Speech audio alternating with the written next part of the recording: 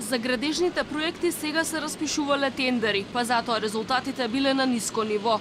Ова е реакцијата на министерот за транспорт Горан Сугарески, откако Министерството за финансии објави дека реализацијата на капиталните инвестиции во првиот месец од годинава изнесувала само 4,5 милиони евра или 1,09%. Тој вели дека градежната офанзива допрва предстои, а проектите на јавното претпријатие за државни патишта кои не влегуваат во оваа категорија забрзано се граделе. Например, јавното претпријатие за државни патишта, кој што во моментов има 300% повеќе од ланската година од првиот квартал.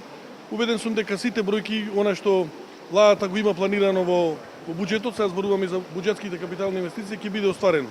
Во моментов, секоја година, пример еве конкретно кога земе Министерството за транспорт и врски, во период се тендерираат оние проекти, например зоната во Визбегово, дел во проекти кои што се поврзани во Куманово и така натаму, и сите оние други проекти кои што ни се предвидени согласно програмата за јавни набавки и буџетот. За слабата реализација на капиталните инвестиции вчера алармира и Остопанската комора на Македонија. Бизнисот истакна дека инфраструктурата е основен предуслов за нивен развој. Ќе вршеле притисок врз владата, за разлика од лани 100% да го реализира планираното во годинешниот буџет.